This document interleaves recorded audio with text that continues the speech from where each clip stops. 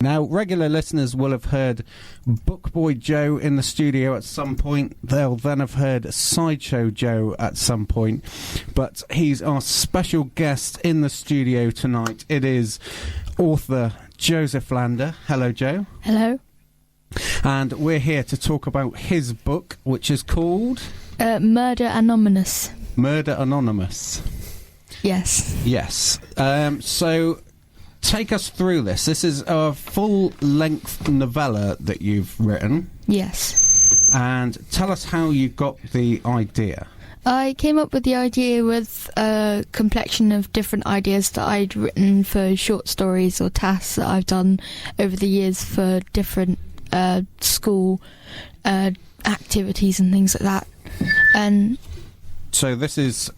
a collaboration of short stories. Yes.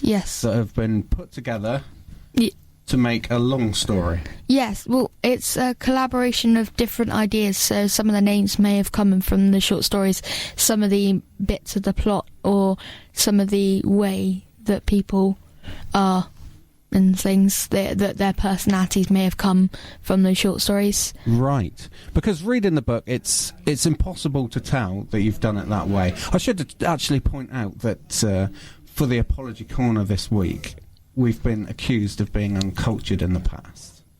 And that's why we've got an author in, to bring a bit of culture to the show. Yeah, because we've never had a writer on the show before. No, I have no culture.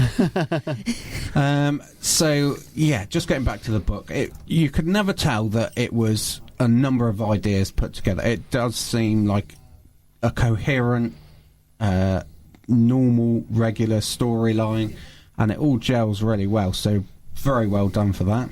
Yeah. Now, you first came to me with the story about a year ago. A lot of people have said, oh, your dad's published your book. Well, that's why it's been published. But I gave you a target a year ago that I didn't think you would achieve.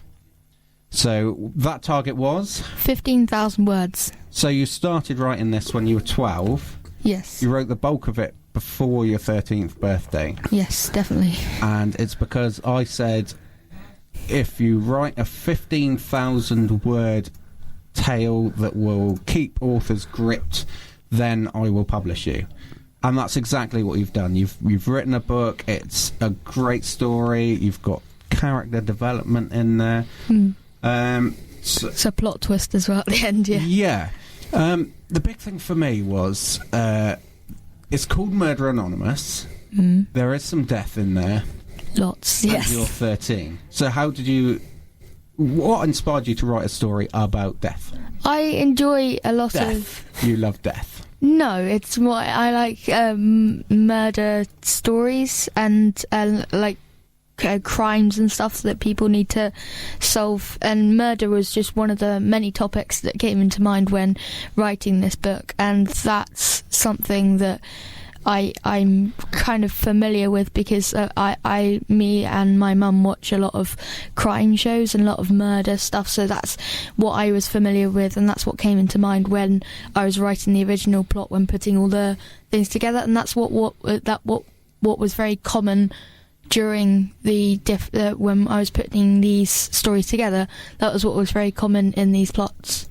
So it's not anything, no influence from your parents? Oh, no. Excellent. You don't need to worry. That's always good. I wasn't worried at all. Just covering myself. Where was I going from there? I had a coherent storyline to carry on there, and it's completely gone. Yay, as you do. Yeah, so there's murder in it. Yes. Oh, I know what I was going to say. I was going to say, when you were younger, you read a lot of older books. Yes. So you started reading Harry Potter. I mean, when did the first Harry Potter come out? Let's get Psychic Simon doing some production, because he's sat in the corner. He thinks just because it's his birthday that he can do nothing. So, yeah, big happy birthday to Psychic Simon. I'm on it. We've got a big cake coming out later. So you were reading Harry Potter pretty much when it came out? Yeah, well, yes. Actually, no, it's going to be about 10 or 15 years. First one came out on the 30th of June 1997. 1997, so yeah. 18 years ago. 18 years ago. Yeah, I didn't think they were that old. A lot of people listening now feel really old. Yeah. You started reading Harry Potter when you were very young. Odd. Yeah, 5 or 6. Yeah. And we were astounded because just the size of the book, it didn't bother you, it didn't faze you at all. The Order of the Phoenix is massive as well. It's pretty big. Yeah, it's a doorstop. Yeah. If it was a sandwich, it would be a doorstop sandwich.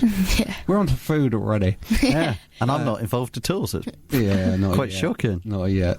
So do you think that your writing has come from the fact that you read a lot of, not adult books, but books for older children when you were younger? Yeah, because I think my vocabulary, definitely when I speak as well, I use a lot of vocabulary. I have been told that I sound more like an adult than a child, and You certainly don't get nothing like that from me. yeah. I've read a lot of adult books, and Harry Potter a lot as well uses a lot of more language than he went to the shops, he did this. It was more he went to the blue shop that was lilac and I stuff. very, very nearly quoted another author then, but that would be quite unprofessional of me, so I won't. Yeah. Lord of the Rings. You've read The Lord of the Rings? Yes, about 3 times. Yeah, see, there was a lad in school when I was in school who read Lord of the Rings, and he went on to great things, so yeah. Yeah, when you started reading Lord of the Rings, I remember thinking, I've never read Lord of the Rings, and I couldn't get through that if I tried. I did stop for a little while, but I picked it up after. I did start reading it, and then had a little break, or not a little break, about a month, and then I carried on reading it.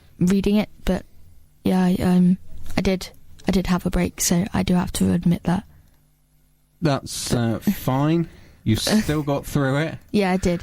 Yeah. Let's get back to your book then. Do you want to read the bit from the back that explains exactly what it's about? Do you mean the blurb? Some people call it a blurb. Some call it a synopsis. Although some would argue that a synopsis is longer. Yeah. Yes. Just read the back cover. Okay. Let's not get pedantic about it. When 6-year-old Samson Bradfield finds his mother dead on the kitchen floor, his life is turned upside down, and he is left to fend for himself and his father. 6 years later, when he thinks life couldn't get any worse, his father is mysteriously stabbed to death in the night, leaving him orphaned and feeling alone. His only hope is to find the mysterious killer and bring them to justice, proving that he is not responsible for the crimes and assuring that he is not sent to prison. Before he is taken away, the police find a crucial piece of evidence that has been long hidden and might help lead to the real killer and Samson's freedom. Absolutely fantastic. It's an excellent read. Its publication date is... 2015. No, the publication date, the actual date, the day that it will be available. Oh, the 1st of December 2015. That's right. And the ISBN, it's not currently online, but it will be very soon. 9780992602963.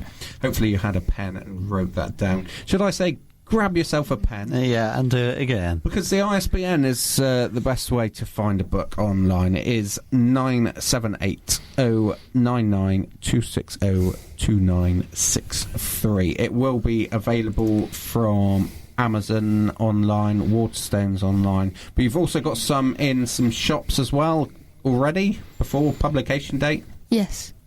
And which shops are they? Aisha's Attic and the Cup and Cake, both in Helston. Yes. If you're listening and you think, I've got a bookshop, or I've got a shop where I can sell books, you can get hold of the Terry's Train of Thought Facebook page at facebook.com/buffet cart. Now that we've brought some culture to the show, I'm going to play you some garbage.